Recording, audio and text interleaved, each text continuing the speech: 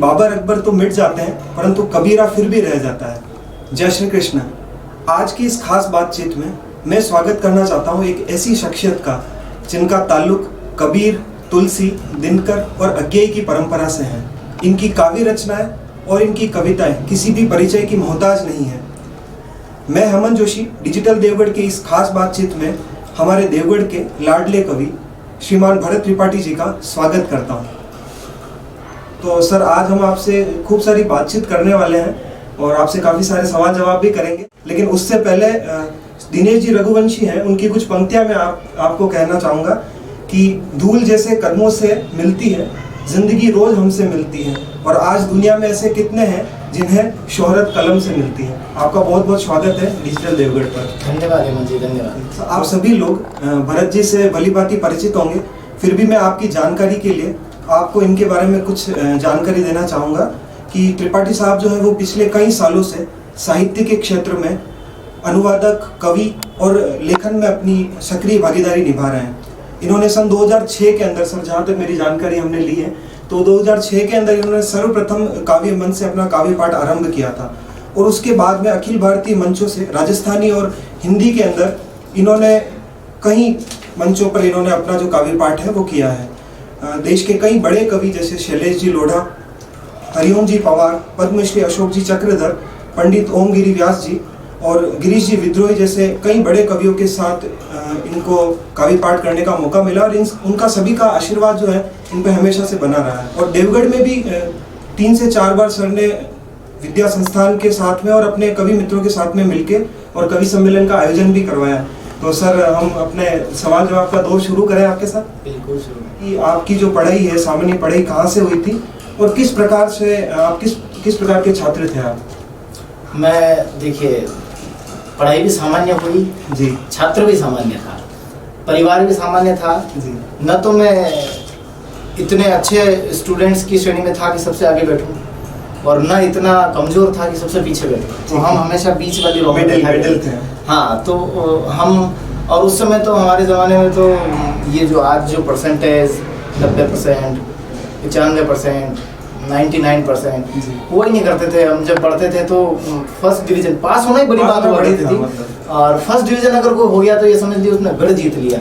तो मैं first second division वाला बच्चा था, और परिवार भी सामान्य रहा, और मेरी पढ़ाई भी सरकारी स्कूल से हुई, तो एवरेज स्टूडेंट था मैं। सर, काव्य पाठ की जो शुरुआत हुई आपके लिखने की, तो इसकी शुरुआत कब से हुई, और आपने पहली जो कविता लिखी है तो सबसे पहले आपने किसको दिखाई, तब आपको ये एहसास हुआ कि मैं लिख सकता हूँ? ऐसा मुझे जहाँ तक याद आता है, मैंने कविताएं लिखना तो बाद में शुरू किया, लेकिन हम जिसे कहते हैं ना कि वो जब हम बीज जमीन में डाल देते हैं ना तो वो दिखता नहीं है जी। वो जब बारिश होती है और जब उसे हल्का सा खाद मिल जाता है तो वो अंकुर बन के फूटता है। तो वो जो बीज पड़े थे ना जी, वो कुंज बिहारी जी मंदिर से पड़े, वो चार भुजा जी के हथाई के मंदिर से पड़े। वो कैसे पड़े कि मैं मेरे नानी जी के साथ बचपन से, जब छोटा सा था, जब शायद ज़्यादा समझ भी नहीं थी, तब मैं मंदिर जाया करता था, और नित्य प्रति का ये काम था, चाहे मैं स्कूल जाता या नहीं जाता, लेकिन मंदिर प्रतिदिन जाना था। और वहाँ जो भजन होते थे, वो जो औरतें भजन गाती थी, तो वो भजन मैं रेगुलर सुना करता था, कहीं न कहीं स्मृतियों में वो रहते थे। तो मेरे को लग रहा है वो कविता के संस्कार उन मंदिरों से पड़े हैं। तो जैसा आपने बताया कि आप नानी जी के साथ मंदिर आया करते थे, तो सर ऐसा क्या रीज़न था कि आप अपने ननिहाल में, आपका जो एजुकेशन है वो यहाँ से हुआ, आप यहीं रहे, और या फिर माता पिता के साथ रहने में कुछ अलग हो सकता था? ननिहाल में रहने की कोई विशेष वजह? विशेष वजह तो अब कारण तो कई हैं, इनको कहना उचित भी नहीं लगता, लेकिन हाँ, ये पूर्व नियोजित होता है, ये विधि लिखित होता है। बिल्कुल, हाँ। कि हमें कहाँ रहना है, ये ईश्वर तय करता है। तो शायद मुझे यहाँ रहना था, कुछ परिस्थितियाँ थी, और नाना जी का बड़ा स्नेह था, तो उन्होंने मुझे अपने पास रखा। और मैं मानता हूँ कि शायद ये मेरा जीवन ही, आप तो एक पक्ष या 2 पक्ष की बात कर रहे हैं कविता की, लेकिन मेरा जीवन ही जो देन है ना, वो मेरे नाना जी और नानी जी की देन है। उनकी बदौलत ही मैं जो कुछ हूँ आज यहाँ पर उपस्थित हूँ आपके सामने। तो माता पिता का स्नेह मुझे दूर से मिलता रहा, लेकिन आप ये समझ लीजिए कि मुझे मेरे नाना जी और नानी जी से जितना शायद मेरे माता पिता से मुझे स्नेह मिलता, उससे कई गुना स्नेह मिला और कई तरह की परिस्थितियां भी रही, लेकिन मैं मानता हूं कि मेरा ननिहाल में रहना मेरे लिए बहुत सकारात्मक रहा। आपकी जो कविताएं होती है उसके अंदर हमने अक्सर देखा है कि पति पत्नी के बीच की खट्टी जो नोकझोंक होती है, तकरार होती है घर की चार दीवारी के अंदर, आप उसको अक्सर अपनी कविताओं में लेकर आए हैं। तो घर जाने के बाद भाभी जी का कोई रिएक्शन आया हो कि इस टाइप से कोई अच्छा रिएक्शन मिला हो, या फिर आपको कभी ऐसा लगा हो कि नहीं ये तो गलत हो गया? नहीं, ऐसा तो इसलिए नहीं लगा ना कि मैं सुना के जाऊंगा चाहे नहीं सुना के जाऊंगा, उसका तो रिएक्शन जो होना है वो होना ही है। ठीक है ना। तो और देश के बड़े कवि सुरेंद्र शर्मा जी वो पत्नी पर लिखा करते हैं और हमारे बीच में बहुत अच्छा सामंजस्य है। मेरा ये मानना है ना कि आप किसी का उपहास नहीं करें, है ना, आप हास्य करें, लेकिन एक सहज हास्य होना चाहिए जिससे किसी के दिल को चोट नहीं पहुंचे। तो हम तो बड़े सहज हैं पति पत्नी दोनों, और वो पूरा सहयोग करते हैं मुझे। सर हाल ही में हमें देख के बहुत गौरव महसूस हुआ था कि आप इतने बड़े मंच पर जाके आए। शैलेश जी लोढ़ा के साथ आपने जो वाह भाई वाह में प्रस्तुति दी और हम सब ने देखा भी है। तो सर वहाँ का कोई एक्सपीरियंस आप शेयर करना चाहेंगे? सर के साथ आपका एक्सपीरियंस कैसा रहा? बहुत अच्छा है, बहुत अच्छा अनुभव रहा। देखिए हर आप जैसे आपको अगर मैं कहूँ आपके पास फोन आया जी कि कल यार आपको शैलेश जी से मिलना है, बिल्कुल, आपको क्या लगेगा? अरे यार अब मैं कल शैलेश जी से मिलूंगा, कैसे होंगे, कैसे बात करेंगे, यही सारे प्रश्न मेरे मन में भी चल रहे थे। क्योंकि वो सुपरस्टार है तो दिमाग में कई सारी भ्रांतियां भी थी कि यार बड़े व्यक्ति हैं, किस तरह से मिलेंगे, कैसे हमसे बात करेंगे, हम कैसे उनसे रिएक्ट करेंगे। लेकिन जो बड़ा होता है ना वो वास्तव में बड़ा होता है। हम जब मुंबई पहुंचे तो सारे वेट कर रहे थे, शैलेश जी सर आने वाले हैं, सर आने वाले हैं। और थोड़ी देर में जब बुलावा आया कि भैया आपको शैलेश जी बुला रहे हैं, तो उन्होंने अपनी वैनिटी वैन में बुला लिया। हम सारे कवि मित्र जो थे, विनोद पाल भी थे, मैं भी था, हम सब 8-10 लोग थे। उनकी जैसे ही एंट्री किया, मैं कभी शैलेश जी से मिला नहीं था, आप आश्चर्य की बात समझिए, और फ़ोन पर ज़रूर उनसे 1-2 बार बात हुई थी, बहुत पहले वो भी। तो मैं जैसे अंदर गया, आओ भरत कैसे, आप सोचिए मेरा क्या रिएक्शन होना चाहिए। मैं तो सरेंडर हो गया वहाँ पे। बिल्कुल। मैंने कहा यार जो आदमी हजारों लोगों से, लाखों लोगों से मिलता है, लाखों लोगों को हर दिन मिल रहे हैं, और वो अगर मुझे नाम से बुला रहे हैं ना, आपकी क्लास में आपके शिक्षक अगर आपको नाम से बुला देते हो ना, जब 100 बच्चों की क्लास हो ना, आपके शिक्षक हेमंत, तो दिन बन जाता है, तो मजा आ जाता है। तो सोचो वो शैलेश लोढ़ा है वो तो, और उन्होंने मुझे कहा आओ भाई भरत बैठो कैसे, और मैं मतलब आप ये समझिए मेरा 50% तो वो जो जितने संशय और भ्रांतियां थी वो खत्म हो गई। हेजिटेशन दूसरी बात, फिर उनसे मैंने कहा बहुत सारी ऐसी बातें, उन्होंने कहा क्या सुनाओगे भरत आज, ऐसे जानना चाह रहे थे। मैंने कहा भाई साहब वो छंद, तो जैसे मैं एक पंक्ति सुनाऊं और उस छंद की चौथी पंक्ति वो सुना देंगे। अच्छा। तो मैंने कहा यार भाई साहब गजब आपकी स्मृति, आपने मतलब सुना होगा मेरी कविताओं को, आप जब मैंने YouTube पे आपको भेजा था तो आपने सुनी तो थी, लेकिन आपको याद है, ये बड़ी बात है, मुझे याद नहीं होती है मेरी खुद की कविताएं। सही बात है। तो मैंने कहा कि स्मृति का मैं बड़ा कायल हो गया भाई साहब। तो उन्होंने कहा अरे यार भरत इसी वजह से तो स्मृति तो बहुत बड़ी चीज है, यहाँ तक पहुँचने में ये भी तो एक योगदान करता है। हाँ, और फिर उन्होंने देखो आप देवगढ़, मदारिया, भीम, आमेट, कपासन, इन सब के नाम लिए, मेरे को मतलब आप ये समझ लीजिए मेरे को पागल कर दिया। तो बहुत अद्भुत मिला कि आपका बहुत अच्छा सहज धरती से जुड़े हुए इंसान है, बहुत अच्छे इंसान। एक सर आपकी बहुत फेमस कविता है जो मैं पर्सनली बचपन से सुनता हुआ आ रहा हूँ कि मने एक कंवारी 80 मिली और मन में मच गई खलबली। तो सर ये सहज रचना थी या वाकई इसके पीछे कोई कंवारी थी? नहीं, अब ये अगर होगी भी तो मैं बता नहीं सकूंगा। ठीक है, लेकिन क्या है ना, ये जो कविता आप आश्चर्य करेंगे, ये कविता मैंने रोडवेज बस में लिखी। अच्छा। जब मैं नाथद्वारा पढ़ता था तो यहाँ से देवगढ़ से जा रहा था नाथद्वारा, और रास्ते में ही इसका मुखड़ा तैयार हो गया, एक बंद इसका तैयार हो गया। और जब नाथद्वारा पहुंचा तो मैंने मेरे मित्रों को सुनाई तो उन्होंने कहा यार तो बहुत अच्छी है। मुझे कभी एहसास नहीं हुआ मैंने अच्छा लिखा है, तो मित्रों को सुनाया, उन्होंने कहा यार ये तो बहुत अच्छी, इससे और लिखना चाहिए। तो इस तरह से ये गीत बना है।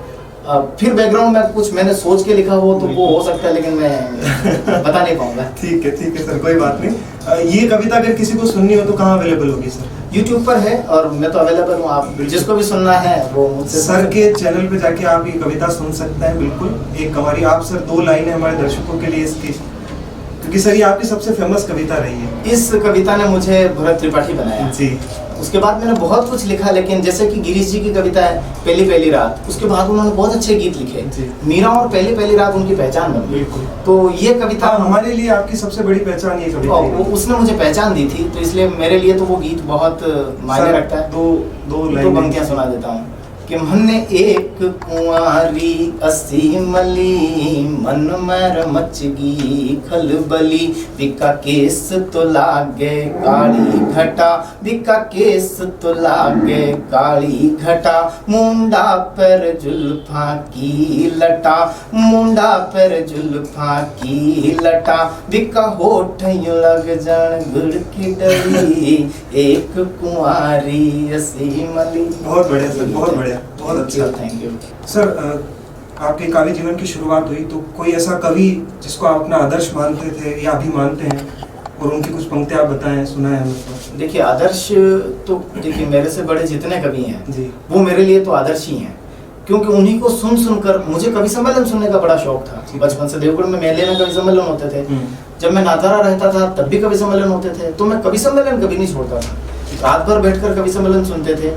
और आदर्श तो मेरे दिनकर रहे, निराला रहे, उन्हें मैंने कभी देखा नहीं। मैं जिनकी कविताएं मुझे सुनने में भी बहुत कर्णप्रिय लगती थी और वही विधा मुझे पसंद भी आती है और उसी विधा में मैं छंद भी लिखता हूँ, वो है ओम प्रकाश आदित्य जी। तो जो मेरे छंद है ना वो उन्हीं की धुन को लेकर के, वही स्टाइल लेकर के मैं पढ़ता हूँ। तो मुझे आदित्य जी बहुत पसंद है। तो सर गिरीश विद्रोही जी मुझे बहुत पसंद है, कुमार विश्वास, युग कवि शैलेश लोढ़ा जी, तो ये तो दोनों हमारे स्टार हैं अभी। हाँ, तो इन लोगों से मुझे बहुत प्रेरणा मिलती है। सर कोई एक दो पंक्तियां जो आपने लिखी हो या फिर आप उनकी जो पंक्तियां आपको बहुत पसंद हो। गिरीश जी की मैं कुछ देखिए, क्योंकि वो हमारे क्षेत्र के बड़े कवि हैं जी, राष्ट्रीय अंतर्राष्ट्रीय स्तर पर उनका बड़ा नाम है और मेरे गुरु हैं, तो मैं उनकी कुछ पंक्तियां उन्हीं की स्टाइल में सुनाता हूँ मैं कि अरे मणिहारा, अरे रे चितारा, अरे रे कुम्हारा, एक मूर्ति बनाई दे रे म्हारे, शीश कट्यो चांदीरी थाली, शीश कट्यो चांदीरी थाली, जन धरती री आरती उतारे, वो एक मूर्ति बनाई दे रे म्हारे। तो इस तरह से बहुत सारी कविताएं हैं, गिरीश जी की हैं, आदित्य जी के छंद हैं, पवार जी बहुत मुझे पसंद हैं और इन सब का स्नेह भी मिलता है मुझे, तो मैं बहुत सौभाग्यशाली हूँ। सर आप और मैं, हम दोनों देवगढ़ से बिलोंग करते हैं और 40-50 वर्षों पुराना इतिहास जो रहा है देवगढ़ का लेखन का, जिसमें लक्ष्मी कुमारी चुंडावत जी और उसके लेखन के अंदर, और उसके बाद में डायरेक्शन में भी देवगढ़ के एक बहुत बड़े प्रसिद्ध व्यक्तित्व रहे हैं कोठारी जी, जिनसे अभी आप मुंबई में हाल ही में मुलाकात भी करके आए। लेकिन सर उसके बाद में एक जनरेशन गैप हो गया, पर इस क्षेत्र में वापस किसी ने कोई इनिशिएटिव लिया नहीं। तो क्या ऐसा होना चाहिए सर कि लोग इस क्षेत्र में भी आगे जाएं, कला के क्षेत्र में भी आगे बढ़ें? जैसा कि आपने लक्ष्मी कुमारी जी का बताया, आपने एनडी कोठारी जी का बताया, ऐसा नहीं है, उनके बाद लक्ष्मी कुमारी जी के बाद भी बहुत अच्छे साहित्यकार देवगढ़ में हुए। किसने उनके बारे में कभी बात की क्या? किसी ने नहीं किया। आप मुझसे बात कर रहे हैं, मुझे अच्छा लग रहा है कि आप मुझसे बात कर रहे हैं, मेरी बात लोगों तक पहुंचा रहे हैं। इसी तरह से आप देखिए शांतिलाल जी देरासरिया, बहुत अच्छे साहित्यकार हुए देवगढ़ के। मुरलीधर जी वैष्णव, जिनकी इन दोनों की कविताओं को धर्मयुग में छपती थी। धर्मयुग इस देश की सबसे बड़ी पत्रिका थी, उसमें छपती थी।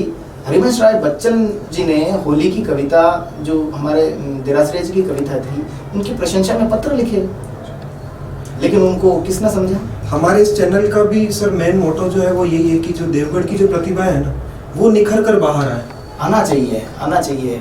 मैं तो खूब कोशिश करता हूँ, जैसे अभी बताऊँ नए बच्चों में वियांश नारायणिया है, बिल्कुल बहुत अच्छी कविताएं लिखता है और वो मुझसे बात करता है। अच्छा मित्र भी है, आपका बहुत अच्छा मित्र है, तो वो मुझसे बात भी करता है। और आप मेरे पीछे भी उससे पूछिएगा, पायल पोखरना है, वो बहुत अच्छा लिखती है, यशवंती तिवारी है, वो बहुत अच्छा लिखती है। तो ये लोग मुझे फोन करते हैं, मुझे बहुत खुशी होती है और मैं उनको बताता भी हूँ। लेकिन मेरे साथ ये नहीं था। अच्छा, हाँ, न मैं किसी से गाइड ले सकता था। हर व्यक्ति में कोई कला होती है, ईश्वर बिना कला के किसी व्यक्ति को धरती पे नहीं भेजता है। अब वो पहचान उसकी उस व्यक्ति को अगर हो जाए, और अगर हो भी जाए, जैसे मुझे पहचान हो गई, मैं कवि हूँ, लेकिन जब पौधा छोटा होता है ना, तो उसको अंकुरित होने के लिए कुछ सहारा चाहिए। ये देवगढ़ में कमी है। और कोई खुश हो मेरी बात से, कोई नाराज हो, ये बहुत बड़ी कमी है। कोई योग्यता है ना, उसको आगे बढ़ाना। मैं किसी व्यक्ति का नाम नहीं लेना चाहता, लेकिन किसी योग्यता को आगे बढ़ाना बहुत जरूरी है। मेरा अगला प्रश्न आपसे ये है कि आपने लेखन को चुना था, तो इसमें बेहतरीन कविताएं आपने प्रस्तुत की, लेकिन इसको आपने एक टाइम के बाद कंटिन्यू ना कर शिक्षा के क्षेत्र में जाने का अपना जो है वो मन बनाया और करियर के रूप में आपने शिक्षक बनना चुना। तो उसके पीछे कोई खास वजह सर? क्योंकि परफॉर्मिंग आर्ट जो है वो भी एक अच्छा क्षेत्र हो सकता था, तो इसके पीछे कोई खास वजह रही होता है? खास वजह तो ये है ना यार कि आज हम जिन परिवारों से हैं जी, हम जिस समाज से हैं, वहाँ सबसे पहली प्राथमिकता ये होती है कि कमाना कैसे है ना। और परफॉर्मिंग आर्ट, और ये देखिए मैं 2006 में मंचों पे आया, उससे पहले मैं टीचर्स ट्रेनिंग में चला गया था। अच्छा। तो वो चुनना तो मेरा उस समय हो चुका था कि मुझे क्या करना है। मैं टीचर बनना नहीं चाहता था एक्चुअली, लेकिन परिस्थितियाँ थी, और वो देखिए ईश्वर जो करता है ना बहुत अच्छा करता है। तो मेरा उधर एसटीसी में सिलेक्शन होना, और ये जो कवि की जो टैग लगा ना मेरे पे, ये उसी दौरान लगा है। तो इसलिए मेरे लिए वो ज़्यादा महत्वपूर्ण है। वो एसटीसी का जो 2 साल का मेरा दौर था, उसमें मेरे मित्र थे, मेरे गुरुजी थे, मैं इस मंच से उनको याद करूँगा। बाद में जिला शिक्षा अधिकारी रहे घनश्याम जी दैया, बहुत बढ़िया और बहुत अच्छे साहित्यकार, बहुत वरिष्ठ साहित्यकार तरुण जी दाधीच, है ना, गिरीश जी विद्रोही नाथद्वारा में थे ही। तो इन सब का स्नेह मिला, और इन्होंने भी मुझे यही राय दी कि कैरियर, और मुझे सपने आते थे कि अगर मेरी नौकरी नहीं लगी तो मैं क्या करूँगा, है ना। कैरियर मेरे लिए बहुत ज़रूरी था, और मुझे इतना ज्ञान नहीं था कि मैं कवि सम्मेलन से अपनी ज़िंदगी चला पाऊँगा, और नहीं चला भी नहीं सकता था उस समय। आज अगर मैं इस चीज़ को कंटिन्यू रख पा रहा हूँ, या बीच में कुछ गैप लिया था हालांकि, तो कंटिन्यू रख पा रहा हूँ, तो उसके पीछे कहीं कहीं मेरी नौकरी है। कि हम ऐसे परिवारों से निकलते हैं, ऐसे समाज से निकलते हैं ना, जहाँ परिवार का तो एक दबाव रहता ही है कि ये क्या कर रहा है। हाँ बिल्कुल। खेल तक नहीं खेलने देते हैं हम बच्चों को कि खेल में क्या है। ये हमारा, और देखो माता पिता का भी सोचना अपनी जगह बिल्कुल सही है। तो वो ये चाहते हैं कि मेरा बच्चा सेटल हो जाए, या कहीं ये ना हो कि ये इधर जाए और कुछ हो ना पाए। क्योंकि आप अब जैसे ये क्षेत्र हैं, आप दिल्ली मुंबई जाना ही है आपको, अगर आप सक्सेस पाना चाहते हैं, तो वहाँ जाना और उस भीड़ तंत्र से लड़ना, ये बहुत मुश्किल हो गया। आज के समय में तो इतना कंपटीशन हो गया। लेकिन अगर हाँ कोई ठान लेना शैलेश लोढ़ा जी की तरह, निर्णय शक्ति अच्छी होनी चाहिए, हाँ, तो कर भी सकता है। शैलेश लोढ़ा जी ने वो सम्मान दिलाया जो कवियों को कभी मिल नहीं पाया था। हमारे कुनबे के आप देखिए, मतलब कवि का मतलब ये हो गया, कुमार भैया कहते हैं, कवि का मतलब ये हो गया कि कुर्ता पजामा पहन लवे, एक झोला लटका दे, एक स्लीपर पहन के चलता फिरता व्यक्ति हो, गरीबी पैदा हो और गरीबी मर जाए। ऐसा क्यों है? हमारे देश के बड़े कवि निराला जी, उनके पास दवाई के पैसे नहीं थे, उनकी मृत्यु हो गई। बिल्कुल सर, अभी कवि सम्मेलन का जिसकी आप बात कर रहे थे कि कुमार साहब ने, और उनके आने के बाद कवि सम्मेलन का क्रेज भी बढ़ा था, लेकिन अभी वर्तमान में अगर हम देखेंगे तो कवि सम्मेलन का क्रेज थोड़ा सा डाउन हुआ है, और स्टैंड अप कॉमेडी जो है उसने थोड़ा सा उसका जगह ली। नो डाउट हम स्टैंड अप कॉमेडी का मतलब निरादर नहीं कर रहे हैं, हम उसके विरोधी भी नहीं है, लेकिन फिर भी जो कवि सम्मेलन है उसके अंदर कोई मेजर डिफरेंस, और क्यों उसका क्रेज कम हो रहा है? नहीं, देखिए मैं ये नहीं मानता कम हो रहा है, क्योंकि किशोर कुमार, रफ़ी, मुकेश, इनका क्रेज वो नहीं है तो भी कम नहीं हो सकता। और ये जो पॉप सॉन्ग्स और ये आते ना, तो ये तो आते भी हैं, थोड़े समय चलते भी हैं, फिर चले। आप देखिए हरिओम पवार कितने वर्षों से पैदावार कर रहे हैं, कितने स्टैंड अप कॉमेडियन उनके सामने आ गए और चले गए। बिल्कुल। सुरेंद्र शर्मा कितने वर्षों से, आज भी उनका वही क्रेज है, उनको सुनने के लिए हजारों लाखों लोग इकट्ठे होते हैं।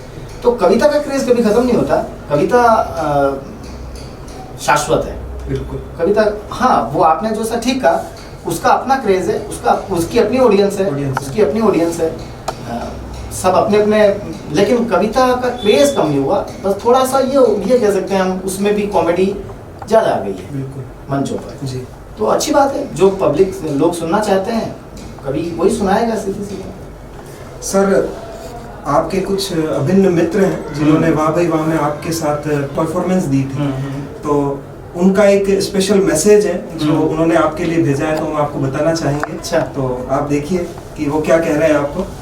मेरे दोस्त, आप सच में आप बहुत ही सच्चे और सरल व्यक्तित्व के धनी हो, और सबसे बड़ी बात जो आपके अंदर मुझे लगती है वो है आपका सादापन है।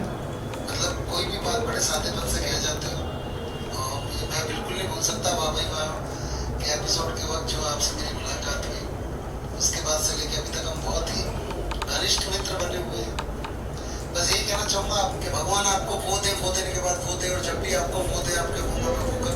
भगवान से इसके लिए वो करता हूँ क्योंकि जब वो देने पे आता है तो अच्छा की वो हो जाती है, पर आपकी वो ना हो, क्योंकि अगर आपकी वो हो गई तो आपकी वो मैं वो कैसे करूँगा। तो आपकी वो करने के लिए तो आपको अपना वो करना पड़ेगा भाई साहब। भगवान करे आप दिन दुनी रात चौगुनी तरक्की करें। नमस्कार, सिद्धू जी। सिद्धेश्वर सिद्धू, कविता की मंच की दुनिया का सबसे निचली सीढ़ी पर बैठा एक हास्य का विद्यार्थी। मैं अपने छोटे भाई की तारीफ में क्या कहूँ, कितना भी कहूँ शब्द कम पड़ जाएंगे। बहुत अच्छा रचनाकार और बहुत ही युवा शक्ति के रूप में जागरूक एक कवि और लेखक, अच्छा गीतकार। उसमें एक गीत था जिसमें अंतिम पंक्ति आती थी, चवला रिफली। अभी हमने बात की इस बारे में। इतनी उसमें हास्य छिपा हुआ था उस गीत में। तो ये सर सिद्धू जी और विनोद पाल बहुत अच्छे मेरे बड़े भाई जैसे मित्र हैं जी। सर इन्होंने हमारे एक बार कहने पर आपके लिए वीडियो मैसेज भेजा है, बहुत कैसा अच्छे लगा सर व्यक्ति, आपको? बहुत अच्छे व्यक्ति हैं दोनों। और मेरे बहुत विनोद पाल जी से तो मेरी मुलाकात अभी मुंबई में हुई थी जी। बहुत नए मित्र हैं और बहुत पुराने जैसे मित्र हो गए जी। बहुत अभिन्न हो गए और बहुत अच्छे व्यक्तित्व के धनी हैं। हम 2 दिन साथ रहे और सिद्धू जी शायद आपके बहुत पुराने मित्र बहुत हैं, क्योंकि पुराने हैं। इन्होंने हमको जानकारी दी है कि बहुत घनिष्ठता है आपकी और बहुत पुराने टाइम से एक दूसरे को जानते कवि हैं। सम्मेलन छोटे छोटे गाँवों में इंटीरियर में बहुत सारे कार्यक्रम किए हमने, सिद्धू जी ने हमने। और जब से मैं मंचों पे आया हूँ तब से मेरा इनसे परिचय है और इनका ससुराल देवगढ़ में। अच्छा। हाँ, ये जानकारी मैं आपको दे विनोद जी सर और सिद्धू जी सर को डिजिटल देवगढ़ की ओर से बहुत बहुत धन्यवाद। आपने हमारी सहायता मेरी की। ओर से भी। अपकमिंग कोई प्रोजेक्ट आपका आ रहा हो उसके बारे में अगर आप कंफर्टेबल और जानकारी साझा करना चाहते हैं कि आपके आने वाले कोई शोज हो या फिर कोई नहीं, कार्यक्रम मैं कोई कार्यक्रम की योजना बना रहा हूँ, बहुत बड़ा कार्यक्रम है। शायद देवगढ़ के इतिहास में ऐसा कार्यक्रम कभी हुआ नहीं होगा। पर मैं एक्चुअली अभी बताना नहीं चाहूँगा क्योंकि बहुत सारी चीज़ें बताने से उसका वो मूल्य कम हो जाता है या योजना में दिक्कत आने लग जाती। तो और एक कुछ एंडी कोठारी जी से भी मेरी बात चल रही है, उनके भी आपने वो फेसबुक पे बताया भी था। हाँ, तो उनके साथ भी कुछ मैं प्रोजेक्ट करने के विचार में हैं, उनसे बात भी हो गई है और बहुत जल्दी मुंबई जा रहा हूँ। बिल्कुल, दर्शकों को कहना चाहेंगे कि आप इंतजार कीजिए, सर का कोई ना कोई एक अच्छा कार्यक्रम वापस बहुत अच्छा 100% 100% आएगा। सर हम चाहते हैं कि देवगढ़ के जो युवा लेखक हैं और जो लेखन कला के अंदर रुचि रखते हैं उनको एक मंच मिले आपके द्वारा, हमारे चैनल के द्वारा, तो उसके लिए आप उनको कोई जानकारी दें कि देखिए, एक तो सबसे बड़ी बात ये है ना, जो लेखन में रुचि रखते हैं या लिखना चाहते हैं या लिख रहे हैं जी, तो थोड़ा समय तो निकालना पड़ेगा। लिखने के लिए पढ़ना जरूरी है। बिल्कुल। जितना आप अगर 100 किताब, मैं 100 भी कम कह रहा हूँ, 500 किताबें पढ़ेंगे तो एक किताब लिख पाएंगे ठीक है ना। एक कविता लिखने के लिए भी आपको शब्द भंडार चाहिए, शब्द भंडार तो सबसे होना ही चाहिए। आप ऐसे ही नहीं लिख सकते। आप कुमार विश्वास जी को हम सुनते हैं तो वो कितना पढ़ते हैं, उनका कितना अध्ययन है, बिल्कुल, है ना। आप जितने बड़े कवि हैं या जितने बड़े राइटर हैं तो उनको रविंद्रनाथ टैगोर ने कहा था ना कि एक शिक्षक भी होता है ना, तो शिक्षक वही सफल है जो पढ़ाता कम है और पढ़ता ज़्यादा है। तो पढ़ना ज़्यादा पड़ेगा। और आप कोई प्रोजेक्ट बनाइए, मैं आपके साथ हूँ हमेशा। नई प्रतिभाओं को आगे लाने के लिए तो मैं तो हमेशा तैयार रहता हूँ। और मैंने आपको कुछ नई प्रतिभाओं के नाम भी बताए जी। आप बनाइए योजना और मेरे से आपको तन मन धन से जैसा भी सहयोग चाहिए, I am always ready. Thank you so much sir. अंत में मैं आपसे यही कहना चाहूँगा कि डिजिटल देवगढ़ के लिए अगर 2 लाइन आप कुछ बहुत अच्छा काम कर रहे हो, आप बहुत अच्छा काम कर रहे हो और मैं देखता रहता हूँ। मुझे बहुत खुशी होती है जब हमारे छोटे भाई बहन इतना बढ़िया काम करते हैं। तो स्वाभिमान से काम करते रहो। और एक मेरा गीत है जो मैंने प्रधानमंत्री जी को भी भेजा था जी, वहाँ से भी मुझे पत्र प्राप्त हुआ। उस पर हौसला शीर्षक से मैंने गीत लिखा था, तो वो मैं आपको समर्पित करता हूँ, आपके डिजिटल देवगढ़ को और आपकी पूरी टीम को।